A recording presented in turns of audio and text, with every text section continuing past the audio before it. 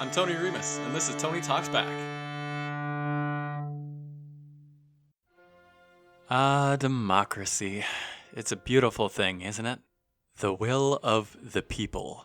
Direct control over society's destiny. Certainly preferable to the alternative, right? What is the alternative to democracy, exactly? The short answer is there isn't just one. The slightly longer answer is it's usually some form of hell. Whether it be a small number of oligarchs pulling the strings, or a single ruler with absolute power. Tyranny, of the minority, is the prevailing aspect of non-democratic states. Military coups, ruthless dictatorships, and needlessly cruel laws and crackdowns characterize a surprisingly sad number of nations we see even today. In practical terms, democracy is necessary for a happy, healthy society. Granted, we didn't always have the luxuries we have today of, say, modern medicine or running water or agriculture. There is no law in a hunter-gatherer society because laws don't apply when the rule is that of the jungle. With the advent of agriculture, though, it became legitimately possible to build an empire on a patch of fertile land. This, of course, presents two choices to someone in that period of time. Either spend an eon building and developing your own land in hopes that your descendants will reap the rewards, or just hop over to the next plot and conquer it through force. And thus we have soldiers, and thus we have armies. If you had land, and if you could defend it, you could effectively govern your land and anyone who happened to live on it. This proved to be one of the keys that set humanity apart from the rest of the jungle. Monarchies and feudal lords had the power to control society enough that it wouldn't just decay with the next generation. And not only did it not just decay, but it often grew and flourished. Sometimes incrementally, and not always forward, but over time, these little lands grew into big lands. And well, would you look at that, we now have civilization. But humans aren't generally satisfied to stop there. As much as we appreciate a full belly and a warm fire, we also desire the ability to forge our own destiny, as it were. No matter how talented you were at something, no matter how much you desired to be a thing, the absolute monarch of your time could put a stop to your antics, and there wouldn't be a single thing you could do about it. There's a certain existentialist angle to consider here. Jean-Paul Sartre wrote about the look, or le regard. I probably butchered that, I'm sorry, I don't speak French. The look is that which other people give to us, such as a monarch would give to their subjects. If you are a subject of the crown, you probably don't think of yourself as some peasant. You think of yourself as a father, or a mother, or a juggler, or a horseback rider. The essence of what you are is determined by you, but the crown can decide otherwise. The crown could say, no, you are a field laborer, and that is all you will ever be. You might never get to be your authentic self, your horseback rider. None of the hopes and dreams of humanity would be able to come true if we hadn't built civilization first. But once we had it, people naturally revolted against this idea that someone else can determine who you are. The English crown, and later many other monarchies, would observe that the winds were changing. There are few things that scare a monarch more than an uprising.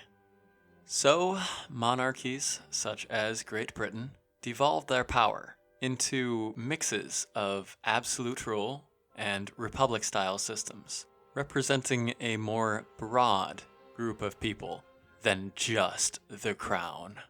These would become known as constitutional monarchies, with a set of laws that not even the crown could break, and can only be changed with the consent of the larger government. But even that isn't enough for some people. The idea of a class being superior, noble bloodlines and the like, and the circumstances of one's birth determining what you can be, again makes the existential cry for individual liberty. What could we have instead? Well, how about anarchy? No government, no monarch, no rules whatsoever. But generally, we know anarchy is just an academically planned out law of the jungle system. There is no system of anarchy that works. Not one that functions to develop civilization, or even one that prevents its downfall. We need laws of some sort that are codified, but yet are not arbitrarily created and enforced by a single entity if we want to have any of the comforts we enjoy in society. Good thing America invented democracy in 1776. Just kidding, it was developed, as most things were, in ancient Greece. Athens, specifically, had a rather robust and boisterous assembly of citizens allowed to vote directly on issues. The numbers vary by year, of course, but we do know thousands of men, and only men. Unfortunately, ancient Greece was not particularly ahead in gender equality.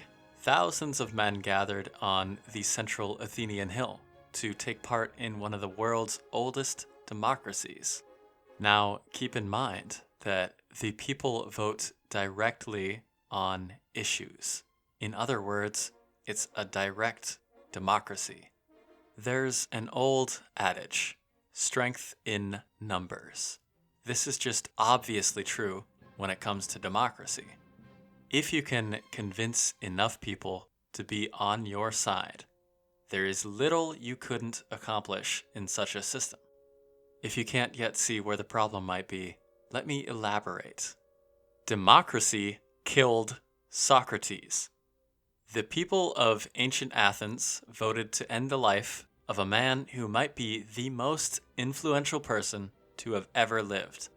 Bold statement, I know, when Jesus was a thing, but it's doubtful Greek philosophy would have developed in the direction it did without Socrates. And philosophy is the Western world. We wouldn't have what we have today without philosophy. What was Socrates' reward for his relentless questioning mind and unyielding search for truth? Hemlock, ingested orally. Not a pleasant way to go, by most accounts. This was an injustice. A moral panic drummed up by demagogues convinced the majority that Socrates was an evil man, corrupting the youth and blaspheming the gods. Were the charges legitimate? No, and Socrates proved otherwise, but mob justice does not care. This is the other end of the spectrum. This is tyranny of the majority. Become a patron of Tony Talks Back and get exclusive access to bonus content and a private RSS feed where you can download episodes and listen on your favorite podcast platform ad-free. Go to patreon.com/TonyTalksBack or click on the link down below. Following the death of Socrates, there are more complex arguments against democracy. They come, as many things do, from Plato, specifically Plato's Republic. The Republic is probably Plato's most controversial work, and also his most famous. In it, Plato proposes, among other things, the idea of a Philosopher-King. The Philosopher-King rules society in lieu of traditional democracy. Philosophers are quite literally lovers of wisdom, derived from the name, and therefore are the best equipped to rule justly, no matter what the people want or say they want. The common rabble of a society are not typically the most knowledgeable about matters of justice and such. So why would we put them in charge of determining what is just Now, the clear problem with a philosopher-king is in determining who exactly qualifies as philosopher-king. In Plato's time, it was seen as degrading to run for office. Those in political positions were appointed by others. They didn't campaign in the sense of politicians today. And naturally, a philosopher-king should be someone who seeks wisdom, not power. As Douglas Adams wrote, anyone who is capable of getting themselves made president should on no account be allowed to do the job. And to add another layer of complexity, scholars can't agree to what extent Plato was advocating for a literal change to society, a literal philosopher-king. Throughout the Republic, the theme is to find the meaning of justice. Some think that Plato's analogies are only that, analogies for the purpose of seeking justice. This theory holds up when considering that Plato's utopian city is anything but.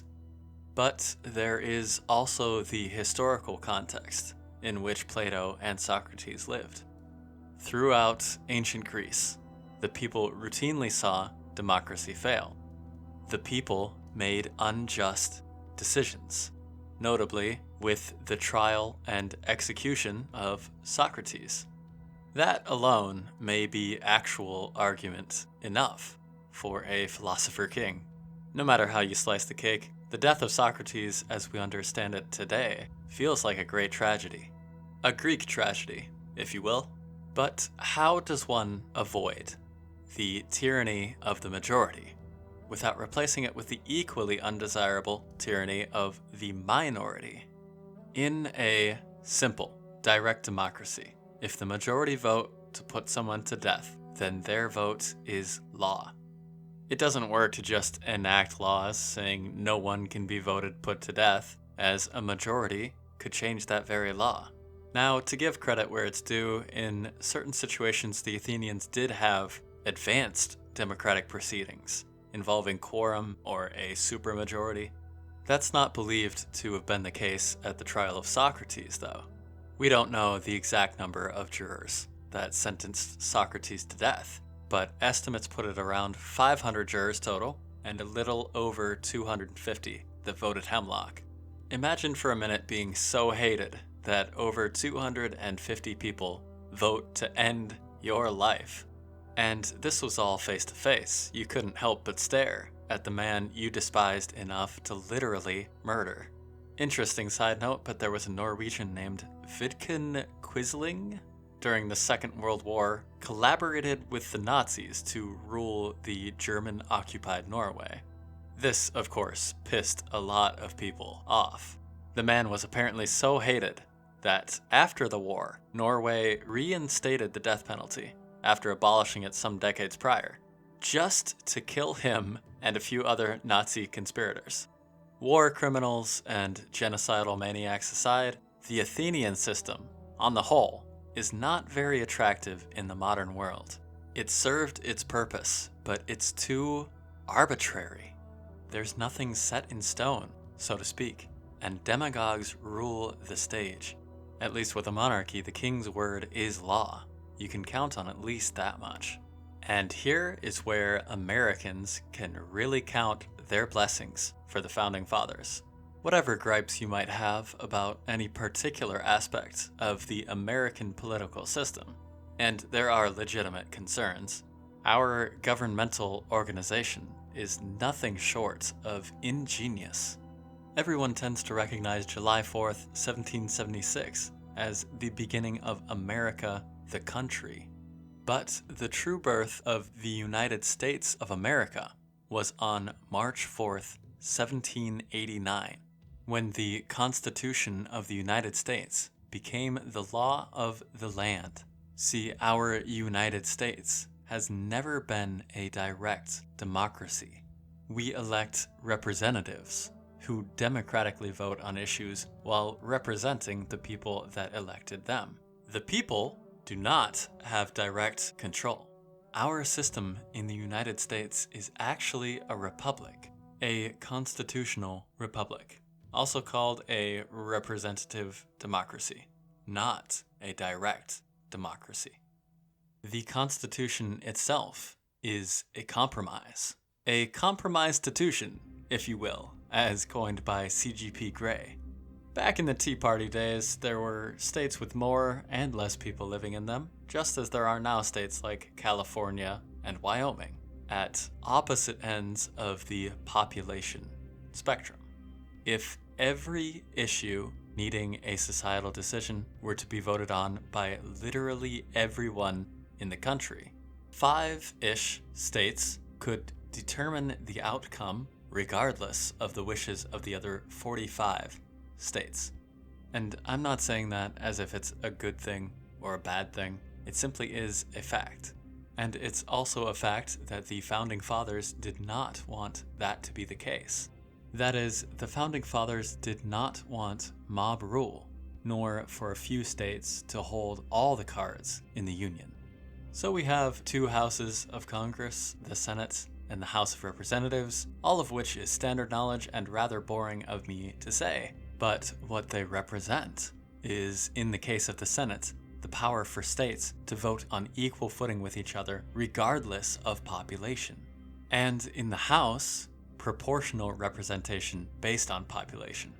Tyranny of the minority and tyranny of the majority face each other in every session of Congress. And that's only one branch of the government. The bigger game is played out by the system of checks and balances. In order to get anything done, the divisions of power between state, local, and federal levels have to generally agree on it. And what's more, we have different branches of government at these levels that perform different functions, but all also serve to diffuse power out of the hands of a single person or entity. The executive branch, currently chaired at the federal level by Donald Trump, doesn't have all that much law-creating power. Congress creates laws, but can't do much to enforce them. And our court system decides what those laws actually mean, or if they are legitimate laws in the first place. So not only do the people not get to vote directly on laws, but even the people they can choose to represent them have less power than is commonly realized. I find it amusing and a little sad that people are shouting to abolish the Electoral College because it doesn't perfectly represent the direct votes of the people. That is the entire point of the system that was set up. The Electoral College is, like all other things in our government, a compromise. If you think that the people should directly determine the president, that's fine, you're entitled to your opinion. But you need better arguments than the will of the people. As already outlined, direct democracy has its objections. Learn them. You're going to need all the help you can get, because the path to abolish the Electoral College is perfectly clear. Also laid out in the Constitution, the process for a constitutional amendment. Approval of both houses of Congress by 2/3 vote, then ratified by the states. You won't get those votes with circular arguments. Just saying. Anyway, that's probably a good enough ending. Thanks for listening to the first episode of this new adventure. I love democracy, but if there's ever a vote to determine a Philosopher-King, throw my name in there, would you? I'm Tony Remus, this has been Tony Talks Back. If you enjoyed the show, like, subscribe, review, wherever you're listening. Share it with your friends, and become a patron on Patreon, or consider a one-time donation on PayPal. Take it easy.